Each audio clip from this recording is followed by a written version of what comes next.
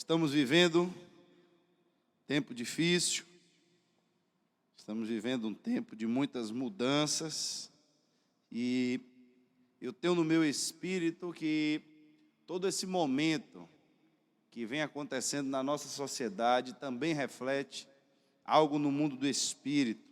Estamos vivendo um tempo de mudança de autoridade. Todas as vezes que alguma coisa está se movendo no mundo do espírito, esses reflexos vêm.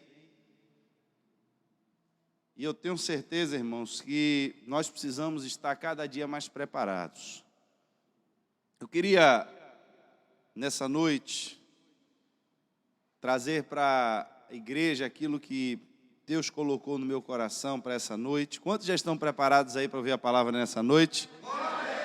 Então abram suas Bíblias. Nós vamos ler o Salmo 23, verso 4. Salmo 23, verso 4. Enquanto vocês abrem as Bíblias, queria mandar um abraço também para a turma que está nos assistindo aí pela internet.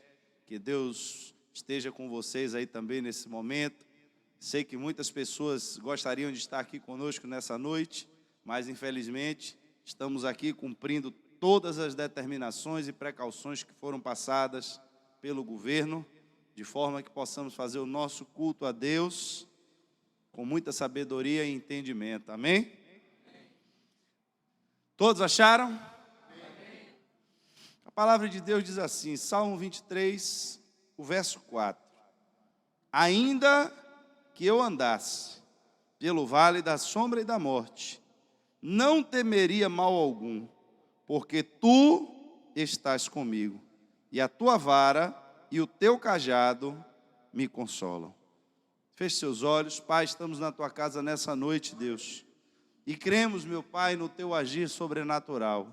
Cremos no teu mover, cremos no teu poder, cremos na tua ação direta, Senhor, do teu Espírito nesse tempo, no nosso tempo e nas nossas vidas. Deus, traz para nós, meu Pai, nesse tempo, o entendimento perfeito da tua palavra. Que o teu Espírito tenha liberdade entre nós nessa noite e que, meu Pai, haja, Senhor, em nosso meio.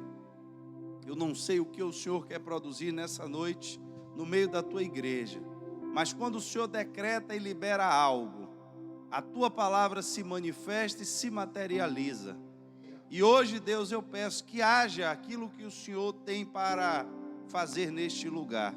Nós clamamos, invocamos a tua presença, clamamos, invocamos o teu reino, porque cremos no teu poder. Amém, Deus. Queridos,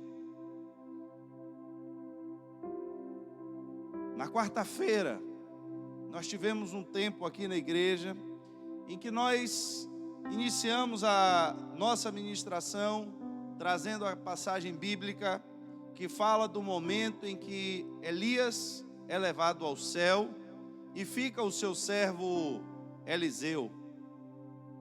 E quando Eliseu fica na terra, a Bíblia diz que ele tinha feito um pedido a Elias, que ele queria receber a porção dobrada do Espírito que estava em Elias.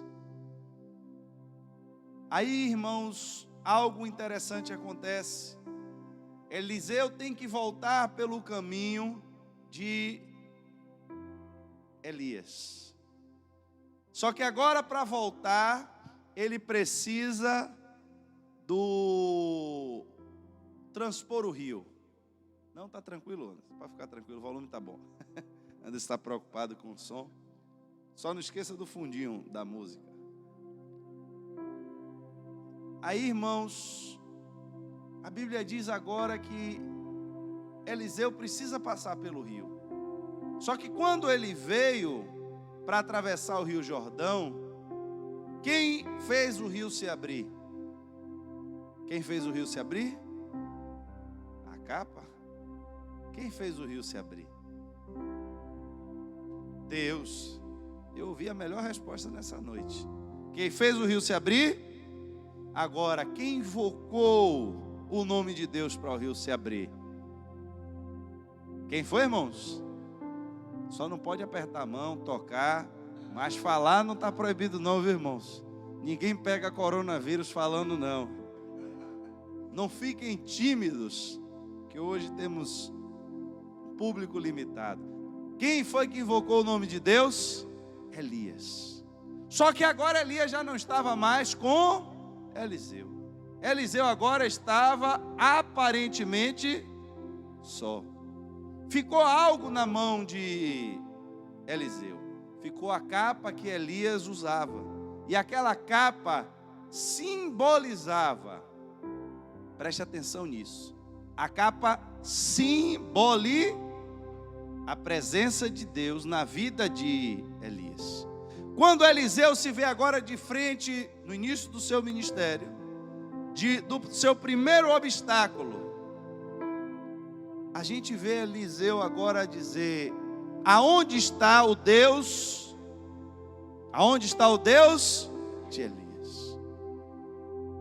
A pergunta é: ele invocou pela fé que ele tinha agora, que Deus estava nele, ou ainda naquele saudosismo e na expectativa de que o relacionamento que ele estava invocando não era o dele, mas era o de Elias? Ele não perguntou: aonde está o Deus que estava em Elias e agora está comigo? Aonde está o meu Deus? Mas ele clama pelo Deus de Elias. Mas o rio se abre e ele passa. E na verdade o importante não era a forma como ele falou, mas a quem ele se dirigiu. Porque aquilo servia para que ele entendesse que o pedido que ele tinha feito diante de Deus a Elias, de que se ele conseguisse agora ver o momento em que Elias fosse arrebatado aos céus, ele receberia a porção dobrada do Espírito que estava em... Dali para frente você não vê mais Eliseu clamar a Deus em nome de Elias. Porque a partir daquele momento agora ele criou a confiança e a convicção de que Deus não foi com Elias. Elias foi arrebatado, mas Deus continuou agindo e agora agindo através dele. E eu trouxe para a igreja, eu estou repetindo porque a gente precisa entrar nesse entendimento, pegando o gancho dessa ministração anterior. E como ela não foi gravada, a gente não tem ela disponível, para que todos os irmãos possam ser alimentados igualmente. Eu estou fazendo um resumo do que a gente falou na quarta-feira. E agora a gente precisa entender que nesse tempo do novo nível que Deus quer para nós, há um nível de compreensão que a igreja precisa ter. De que o Espírito não é o espírito do pastor, que o Espírito não é o espírito do profeta, que o espírito da igreja não é o espírito do líder de louvor. Irmãos, quando o pastor Luciano Subirá com muita propriedade deu um exemplo que para mim é algo fantástico. Ele disse que parece que nos nossos dias, quando nós vamos escolher a igreja que nós vamos frequentar, e não tem problema nenhum nisso, parece que dentre essas coisas que nós podemos escolher, o Espírito Santo é uma delas. Você vai comprar um carro e você pode escolher se você quer um carro 2 portas ou 4 portas. Você pode escolher se você quer um carro que tem vidro elétrico ou vidro manual. Você pode escolher um carro sedã ou um carro hatch. Então, quando eu vou escolher uma igreja, eu posso escolher uma igreja que toca música animada ou uma igreja que toca música mais lenta. Eu posso escolher uma igreja que quem prega mais animado e dá uns pulinhos, ou eu posso escolher uma igreja que alguém prega e prega de uma forma mais técnica, mais centrada, mais expositiva. Eu posso escolher uma igreja que tem grupo de dança, que tem grupo de teatro, que tem iluminação, que vai para a rua e evangeliza, mas eu posso escolher também uma igreja que o pessoal é mais recanteado, são pessoas mais tímidas e que gostam de coisas menos expositivas. E nada disso é pecado. Eu posso escolher a igreja que eu me adequo melhor dentro dela. Mas dentre essas escolhas, eu não tenho a opção de escolher se eu quero receber o Espírito Santo ou se eu não quero receber o Espírito Santo. Não é uma opção. Não é um acessório da igreja. Não é algo que eu devo vir para a igreja e olhar e dizer: olha, aquela irmã é cheia do Espírito Santo, então eu quero fazer amizade com ela. Porque na hora que o desafio aparecer na minha frente, eu vou clamar: aonde está o Deus de Elias? Aonde está o Deus do pastor? Aonde está o Deus da igreja? Aonde está o Deus da irmã Marivalda? Irmãos, a gente precisa distinguir duas coisas. Uma coisa é a gente entender que tem batalhas que a gente não vai guerrear sozinho. Tem batalhas que a gente vai ter que guerrear em grupo. Que vai ter momentos na minha e na sua vida que vai faltar forças para a gente até para orar. E é a hora que você tem que entrar em ação e entender que tem uma igreja, que tem um corpo, que tem uma equipe que está treinada e exercitada em oração para você pedir socorro. Mas essa não é a sua rotina diária. Essa não é a sua vida diária. Tem gente, irmãos, que só quer correr atrás de Jesus, só quer saber aonde Jesus está, na hora que ele precisa de Jesus para alguma coisa. Agora me veio um negócio aqui que não estava nem na ministração. Mas, que interessante. Marta, Maria perguntam a Jesus: se o Senhor estivesse aqui, meu irmão, quantas pessoas será que Jesus não curou da última vez que ele teve na casa de Marta e Maria até o momento em que Lázaro morreu? Quantas pessoas por onde Jesus passou não foram curadas? Da última vez que ele teve na casa de Marta e Maria até o dia que ele regressou. Naqueles 4 dias em que ele demorou para chegar, segundo elas, porque já eram os 4 dias que Lázaro estava, porque na conta delas, se ele chegasse 4 dias antes, ele teria resolvido o problema. A Bíblia diz que naquele instante, quando ele recebe a notícia, de imediato foi ressuscitada a filha de Lázaro. E uma mulher do fluxo de sangue, ao tocar nele, foi curada.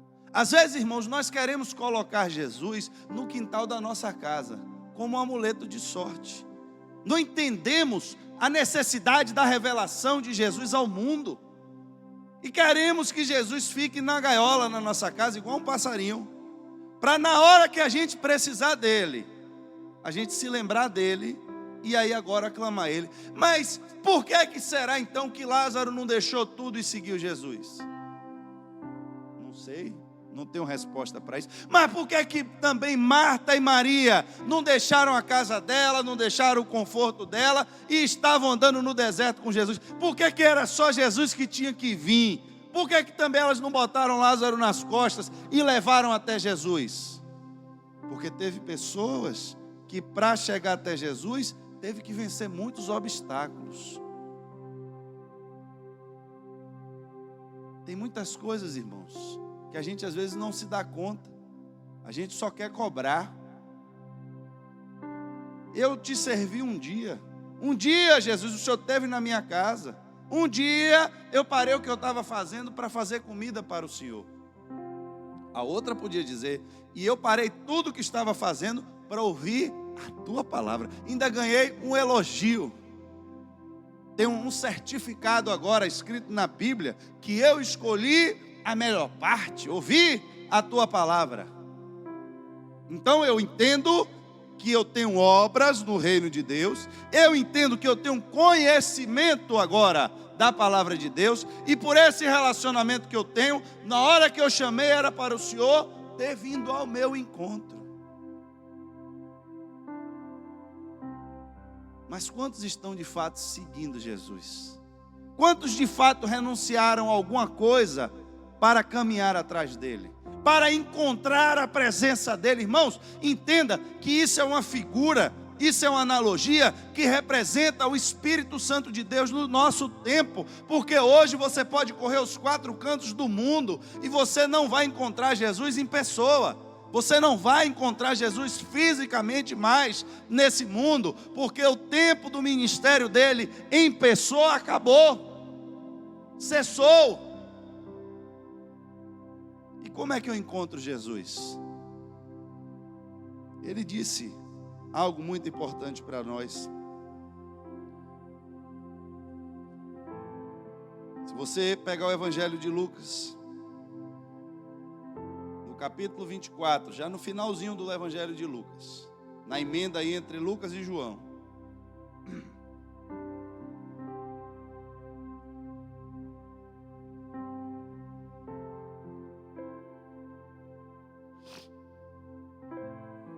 quando ele ressuscita, no verso 49, capítulo 24, verso 49, Jesus se revela agora já em um corpo glorioso aos discípulos. E ele diz: eis que sobre vós envio a promessa de meu Pai. Ficai, porém, na cidade de até que do alto sejais revestidos. Aqui tem algo, irmãos, que todo crente precisa entender.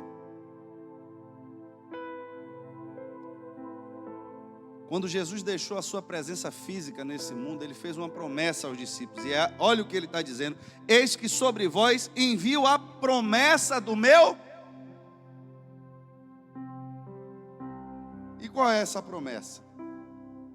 Ele disse o seguinte: eu vou para o Pai, mas não vos deixareis órfãos. Eu enviarei o Consolador. É preciso que eu vá, porque ele só vem se eu for. Há um mistério revelado aqui, como se Deus tivesse dito ao próprio Jesus que quando ele oferecesse o seu corpo em sacrifício pela humanidade, no seu corpo ressuscitado e glorioso, ele não poderia mais ficar aqui esse tempo.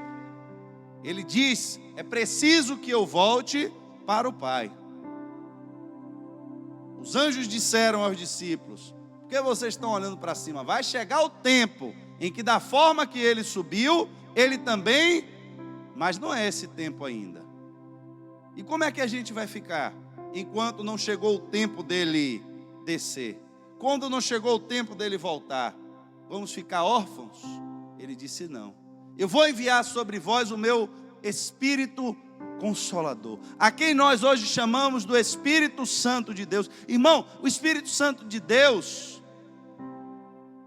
se você entender assim, você vai enriquecer muito o seu conhecimento diante de Deus. É o maior encontro que você pode ter dentro da igreja. O Espírito Santo de Deus é o próprio Deus e é o próprio Jesus, em espírito dentro da sua igreja.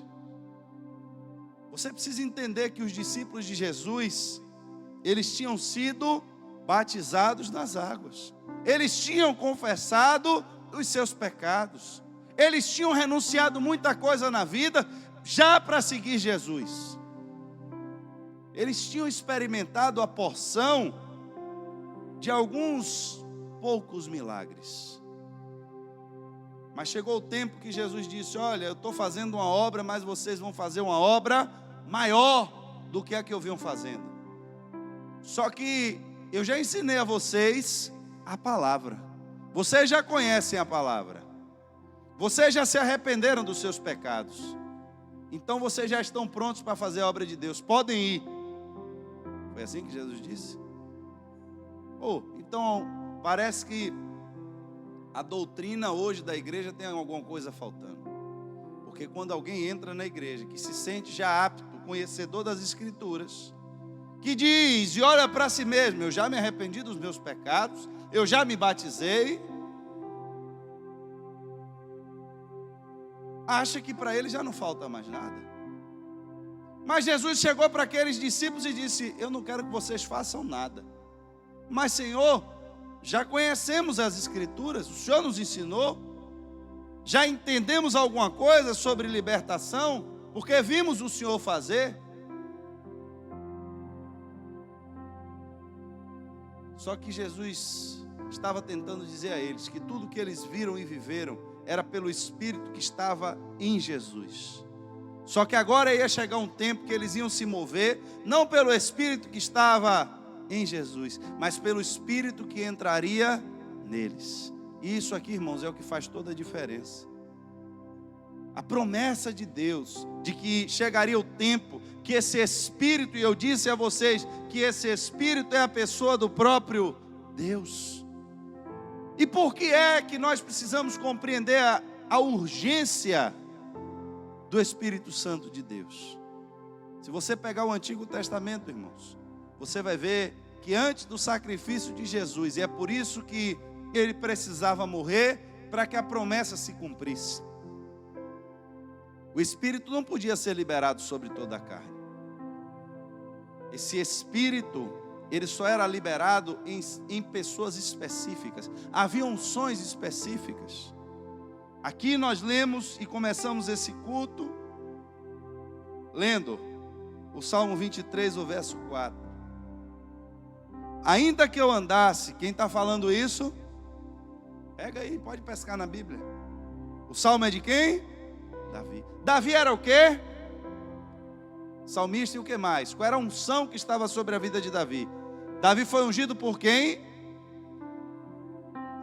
Sangue de Jesus.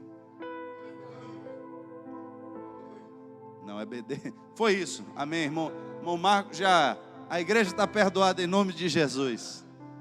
Foi a falta da EBD que levou Saul a ungir Davi. Amém. Está perdoado.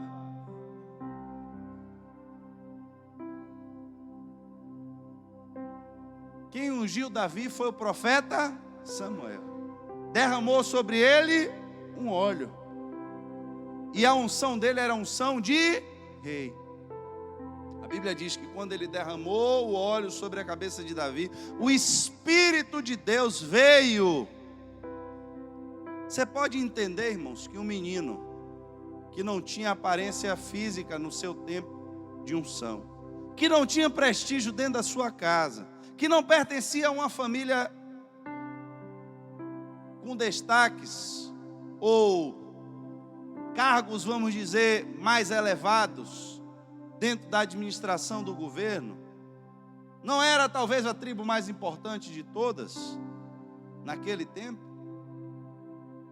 mas quando o Espírito de Deus veio sobre ele, fez com que agora algo se movesse na estrutura do mundo físico, e todas as coisas concorressem para que aquele jovem cumprisse o propósito pelo qual ele foi ungido. Não foi o óleo que desceu sobre a cabeça dele, o óleo era apenas um símbolo. A capa que estava na mão de Eliseu era apenas símbolos, irmãos, símbolos. O problema não era o óleo, mas foi o Espírito que veio com... Aí agora Davi, cheio do Espírito, diz: ainda que eu andasse pelo vale da sombra da morte, eu não temeria mal algum. Mas por que ele não temeria mal algum? Porque eu sou muito corajoso. Porque, meu irmão, não levo desaforo para casa. Desde pequeno que meu pai me ensinou que se eu apanhasse na rua, chegava em casa e apanhava de novo.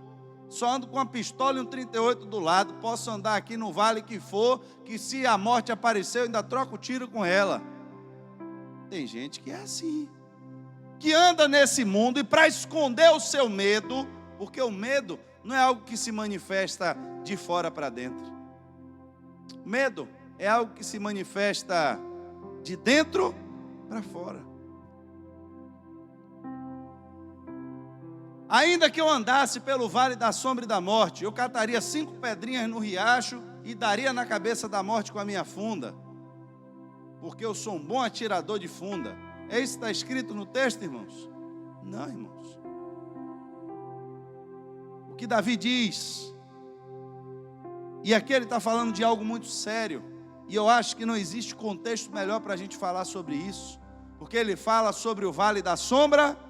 Preste atenção. Davi se torna rei porque o Espírito Santo de Deus veio sobre ele com unção específica para isso. Samuel se torna profeta porque o Espírito de Deus estava com ele e fez com que a palavra da boca de Deus se manifestasse através de um homem. Quando aquele homem falava na terra, a palavra dele se cumpria e nunca uma palavra dita pelo aquele homem voltou atrás, porque ele não falava por si mesmo, mas manifestava o Espírito de Deus que estava na vida dele. O profeta, o rei, unções que vinham sobre aquelas pessoas no Antigo Testamento, mas o Espírito não era liberado sobre toda carne.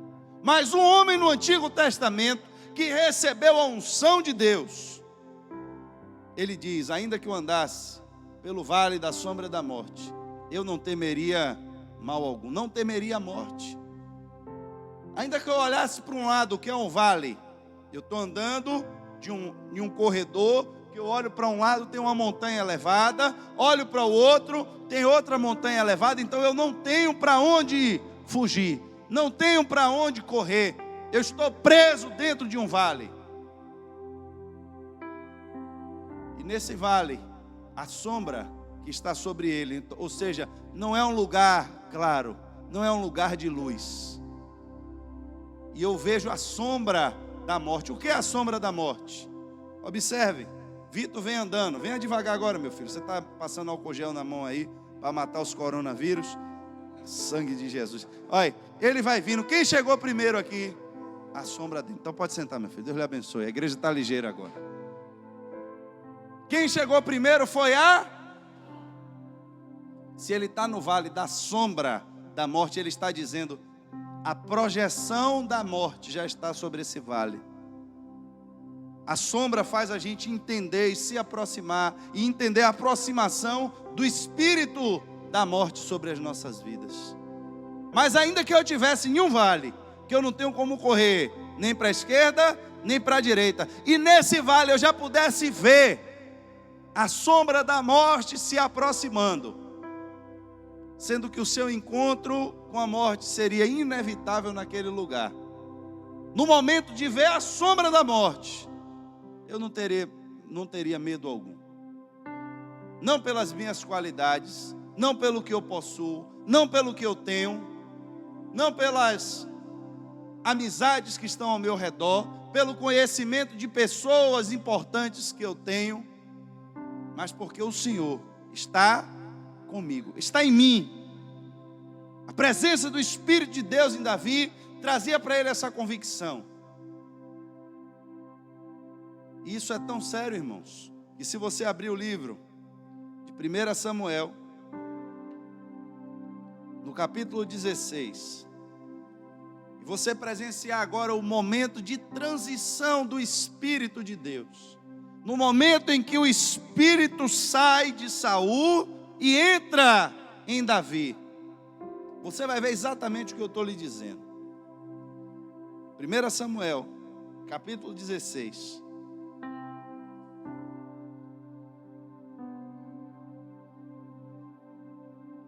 Verso 13. 1 Samuel, capítulo 16, verso 13. A palavra de Deus diz assim: então Samuel tomou o vaso de azeite e ungiu-o no meio de seus irmãos, e desde aquele dia em diante o Espírito do Senhor se apoderou de Davi. Verso 14: e o Espírito do Senhor se retirou de... E o que foi que aconteceu com ele? O que aconteceu com ele aí, irmão, na sua Bíblia? O atormentava. Verso 15, quem pode ler para mim alto aí?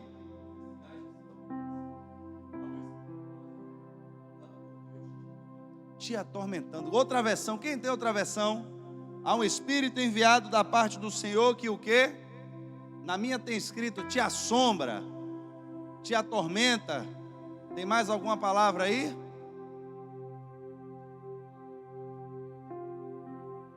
Te atormenta. Irmãos, quem vive atormentado e quem vive assombrado, vive com medo. A coragem, preste atenção, que Davi está dizendo agora: ainda que eu andasse pelo vale da sombra da morte, eu não temeria mal algum, porque tu estás com quem? Comigo. A Bíblia diz como foi essa transição. No dia em que o Espírito saiu de Saul, entrou em Davi. Entrou em Davi agora um espírito de coragem.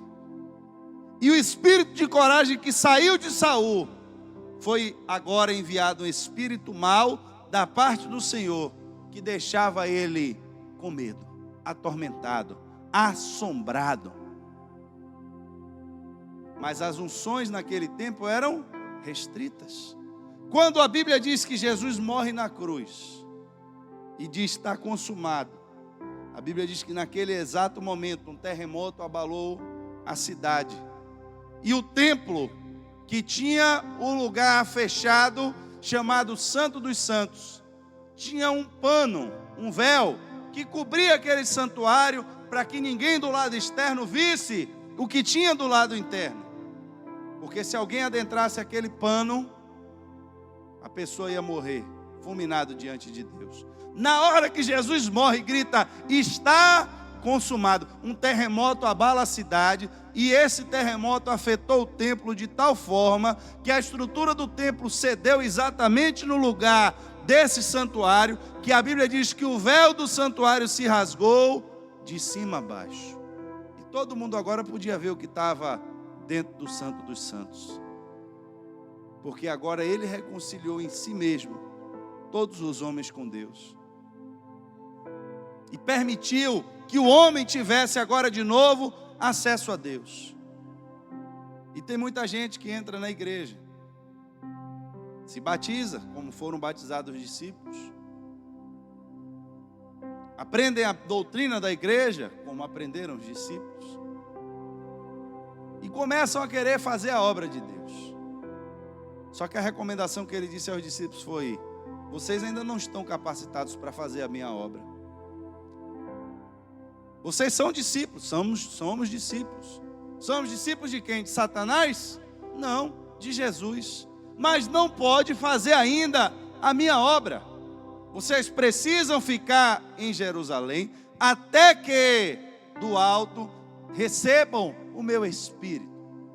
Porque o meu Espírito é quem vai dar o poder a vocês. Entendam, irmãos? Eu disse a vocês que quando o processo aconteceu, o Espírito sai de Saul e entra em Davi. E aquele Espírito foi o que agiu através da vida de Davi, para que todas as coisas concorressem, até ele chegar no trono e governar a nação de Israel, conforme Deus tinha feito isso por propósito. A unção que foi liberada sobre a vida dele. No meio desse caminho agora, as coisas não acontecem no mundo físico com a mesma velocidade que acontecem no mundo do Espírito. Porque o Espírito já tinha saído de Saul e já tinha entrado em Davi. Mas Saul não saiu do trono e subiu Davi. Mas no mundo do Espírito, uma estrutura de governo já tinha sido alterada. E aí o que é que acontece? Se você voltar no texto que a gente leu, no verso seguinte você vai ver agora que aparece o exército dos filisteus e um grande inimigo chamado Golias. Só que Golias não quer propor uma guerra, exército contra exército.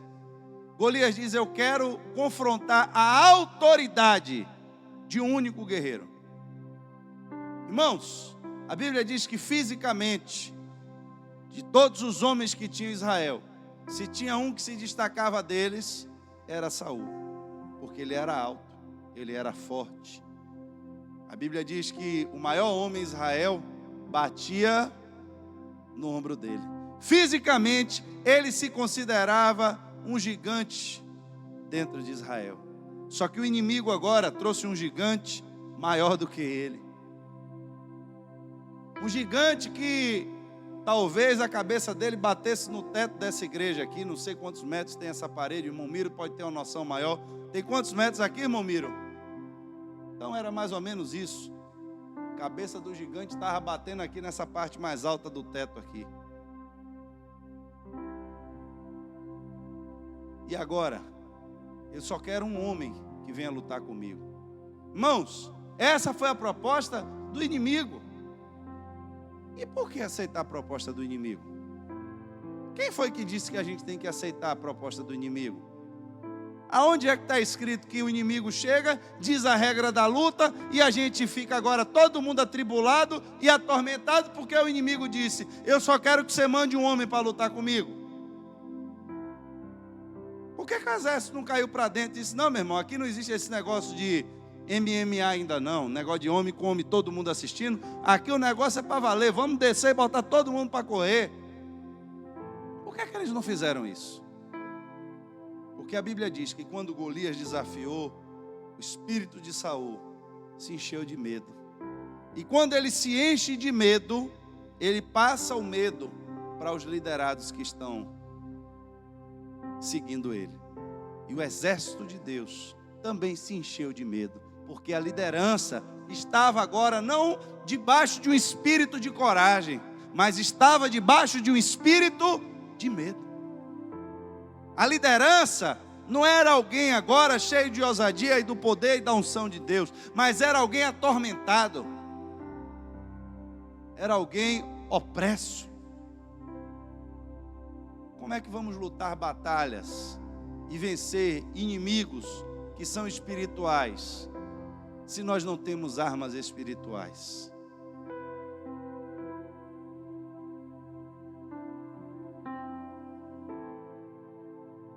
E aí, a Bíblia diz que agora vem um jovem, que em estatura era muito menor do que o gigante e muito menor do que o rei de Israel. Mas sobre a vida do jovem, o que é que estava? O espírito. Espírito de medo, espírito de pavor, espírito de assombração. O Espírito de Deus estava sobre a vida de Davi.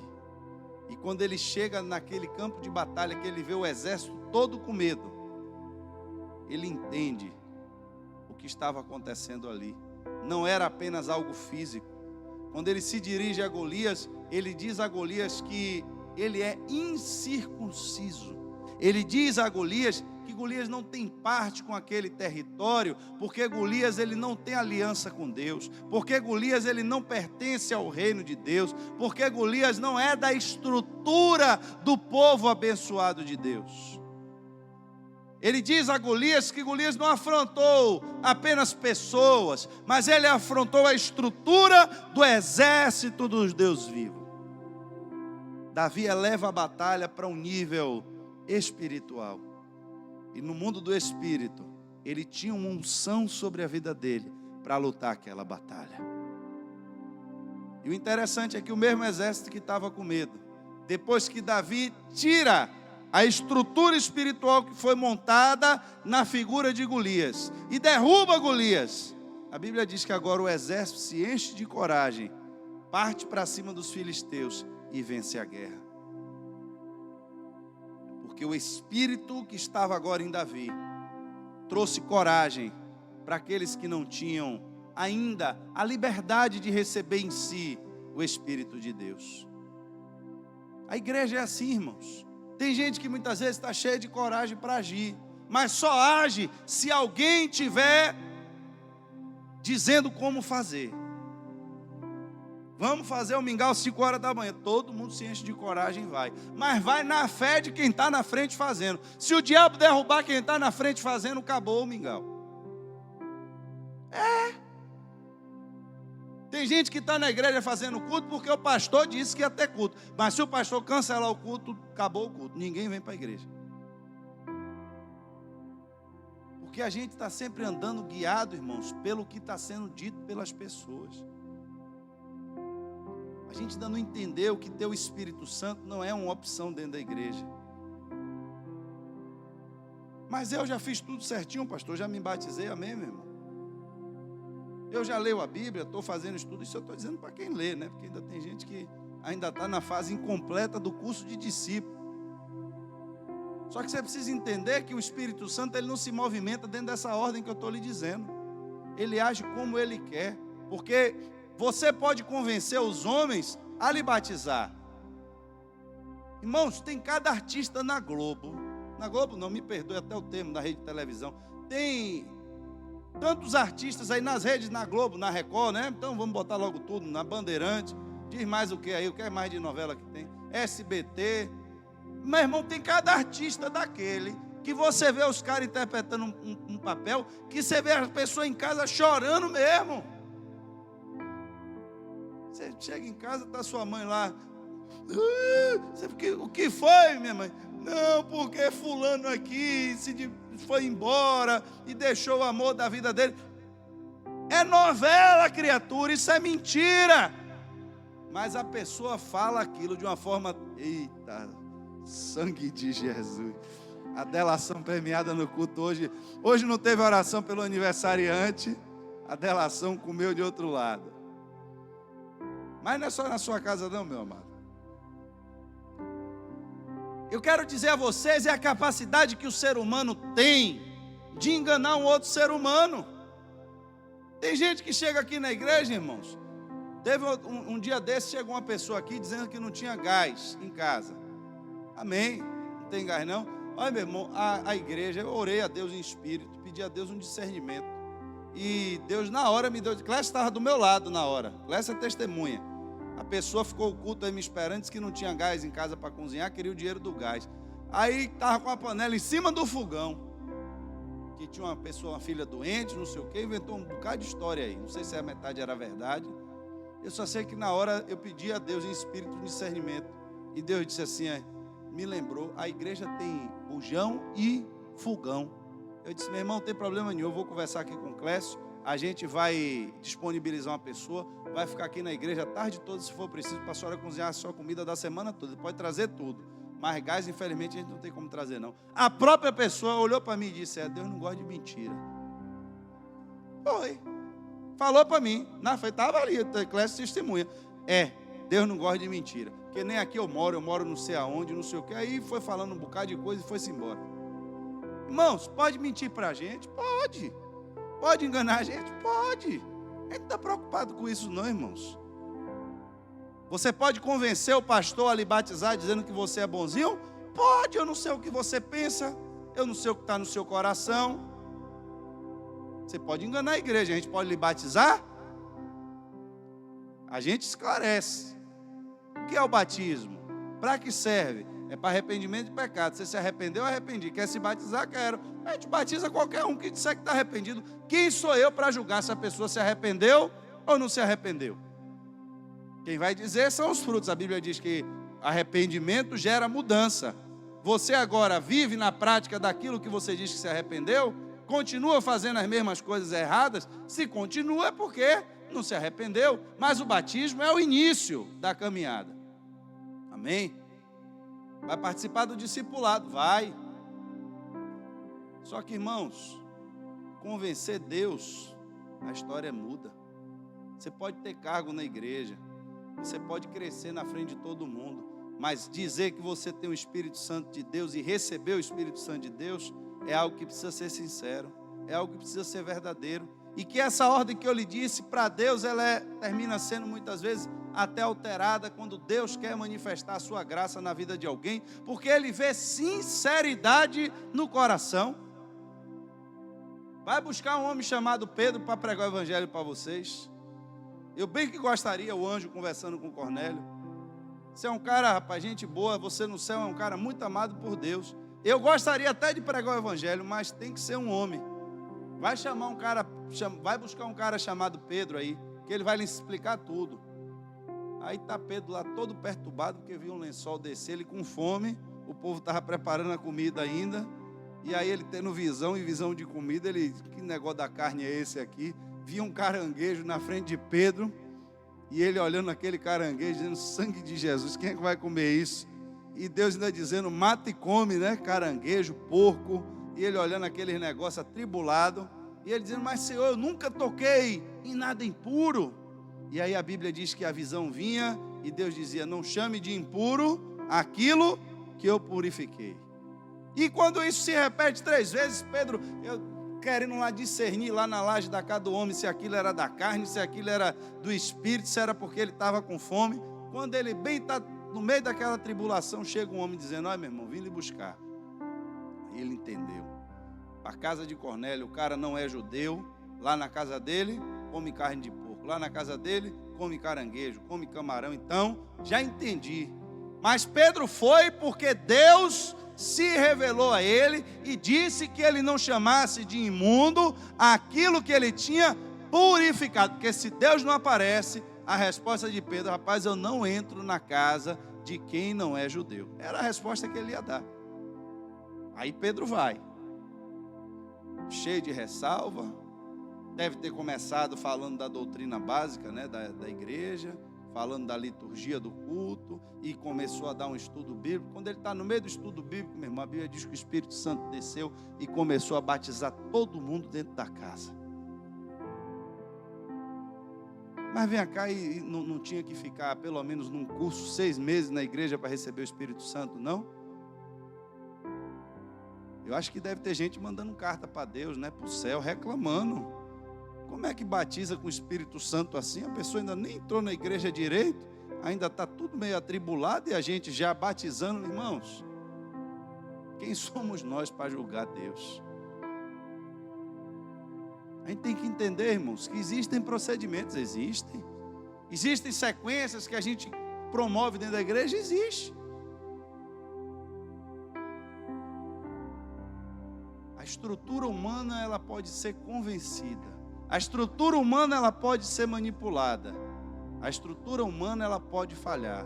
Mas a estrutura do céu, irmãos, a Bíblia diz que Deus sonda o coração.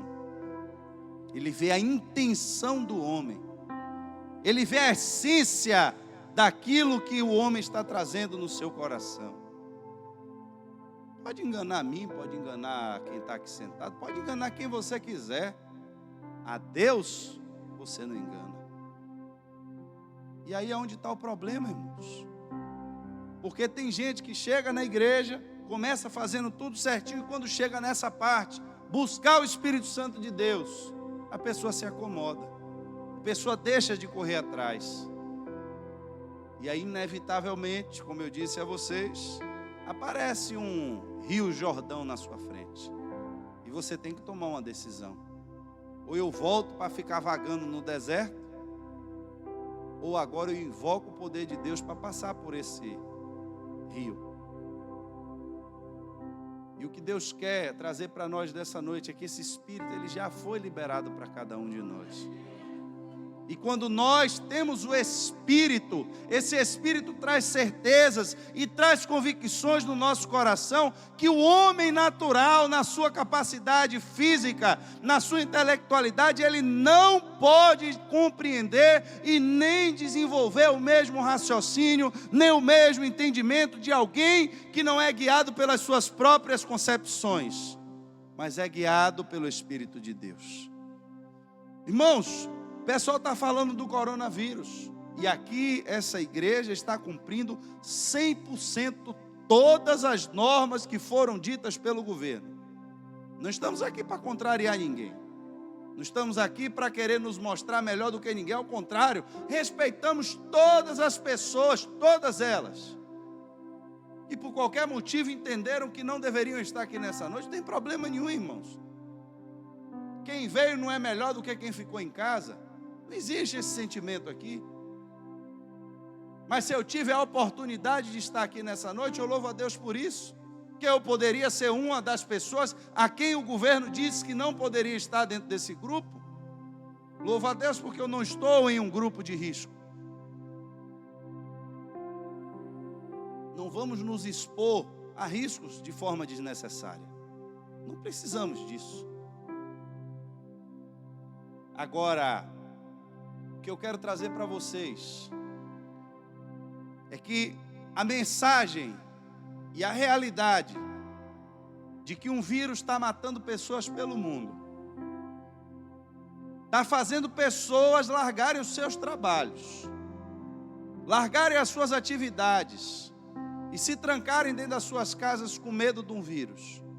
Irmãos, todos os dias nessa igreja em que há culto, nós pregamos a salvação da alma do homem e anunciamos abertamente que toda a humanidade se encontra contaminada por um vírus muito pior do que o coronavírus, que se chama pecado.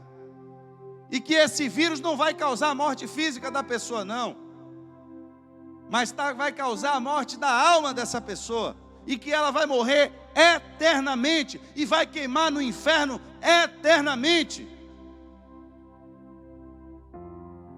Mas uma cegueira terrível vinda da parte do inimigo. A Bíblia diz que ele cega o entendimento das pessoas para que elas não compreendam a verdade, para que elas não entendam que estão doentes e ficam correndo atrás de Jesus por causa de pão, de peixe. Vai ter multiplicação de pão hoje, Jesus? Estou aí. Vai ter peixe hoje, Jesus? Eu estou aí. Jesus disse: olha, tem um processo aqui agora que é diferente. Você precisa comer da minha carne, você precisa beber do meu sangue, porque agora eu preciso entrar em você, o meu espírito precisa habitar em você. Você vai entender que pão e peixe, isso aqui é bobagem, isso aqui é besteira, isso passa. Mas agora eu estou propondo para você uma aliança, no qual o meu espírito precisa habitar em você. Essa parte aí do evangelho eu não quero não, estou indo embora. Estou indo embora. Estou indo embora. Você não vai comigo não? Vou, bora, cai fora. Essa igreja não presta mais não. Quando está todo mundo indo embora, ficou só um grupinho pequeno de 12. Aqui tem mais de 12 nessa noite. E tinha uma grande multidão. Uma grande multidão. Milhares de pessoas. Não tinham centenas não, irmãos. Tinham milhares de pessoas. A igreja, eu pensei que igreja era lugar de multiplicar pão e peixe. Não é para abençoar a gente financeiramente, não. Igreja não é lugar em que as coisas da gente vai crescer e prosperar. Não é isso, só isso, não. Então eu estou indo embora. Essa parte do evangelho de comer carne e sangue, para mim não dá não. E você, Pedro, não vai também não? Para onde nós vamos, Senhor? Se só o Senhor tem a cura para a morte, a cura para o pecado. Se é só no Senhor que nós encontramos a segurança de que ainda que andássemos no vale da sombra da morte, não temeríamos mal algum, porque nós não tememos mais a morte, porque o Senhor nos prometeu a vida eterna.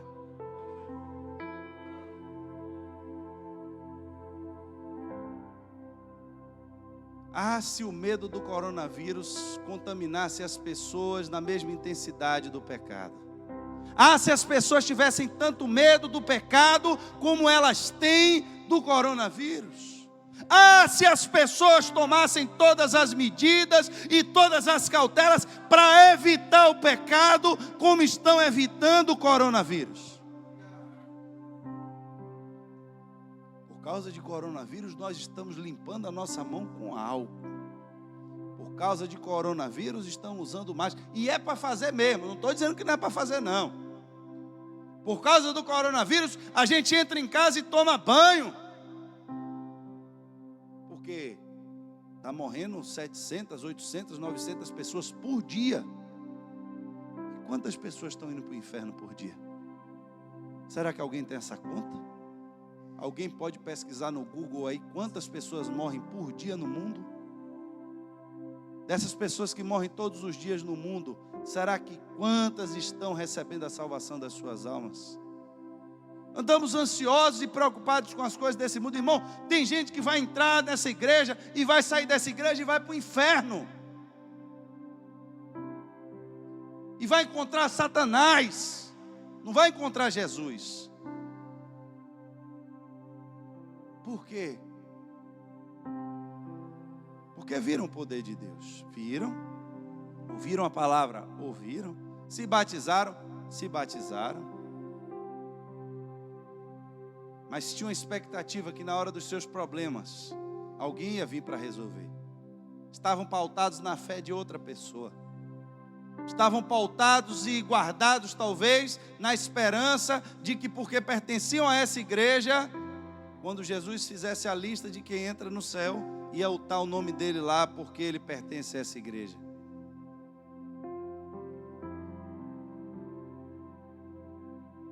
A gente precisa compreender, irmãos, a seriedade que é a pregação do Evangelho de Jesus. A gente precisa entender a realidade do que é o Espírito Santo de Deus dentro da igreja. E que assim como no Antigo Testamento as pessoas só podiam exercer autoridade espiritual se estivessem com o Espírito de Deus. No tempo de hoje, só podemos fazer a obra de Deus e andar com Deus se nós tivermos o Espírito Santo de Deus. Só que o Espírito Santo de Deus, ele não habita em templo sujo. O Espírito Santo de Deus não habita em lugar imundo, porque ele é santo. Mas ficou à disposição das nossas vidas o álcool gel celestial, o sangue de Jesus Cristo, que nos purifica de todo o pecado. E para aqueles que de fato, com sinceridade, se arrependem no seu coração e creem na palavra do Senhor, só para esses, eles serão purificados do seu vírus e poderão entrar na Terra Santa, porque na Terra Santa não vai ter mais vírus de pecado, porque se entrar um pecador ali, ele vai contaminar todo mundo que está lá dentro de novo. Lá não vai ter pecado. Um demônio que entrou nessa terra contaminou o homem, e os homens foram contaminados por um único homem. Mas a Bíblia diz que assim como o pecado entrou no mundo por um único homem veio também a salvação. E ele não está mais aqui em pessoa, fisicamente, mas deixou o seu Espírito. E esse Espírito é para toda a carne, para todo aquele que crer no seu nome, para todo aquele que obedece os seus mandamentos. Mas às vezes a gente está como Marta e Maria, sentados na nossa casa, lamentando as nossas mortes, as nossas perdas, as nossas tristezas, e culpando Jesus por isso, e dizendo: ah, Senhor, se o Senhor estivesse aqui, meu irmão não teria morrido. Mas o quanto nós corremos atrás de Jesus, o quanto nós perseguimos Ele, o quanto nós buscamos o Espírito Santo de Deus, o quanto de fato nós queremos Ele na nossa vida. Queremos Jesus na gaiola, para na hora que o problema chega, a gente perguntar: onde está o Deus de Elias? Mas a proposta não é essa, irmão. A proposta é desenvolvermos uma caminhada de intimidade com Ele. E por onde quer que venhamos andar, se andarmos na bonança, Ele vai estar com a gente. Se andarmos em tempos de luz, Ele vai estar com a gente. Mas quando andarmos em tempos de trevas, quando andarmos em tempos de escuridão, a promessa é que nós vamos confiar nele, porque Ele também estará conosco. Eu queria que você ficasse de pé nessa noite.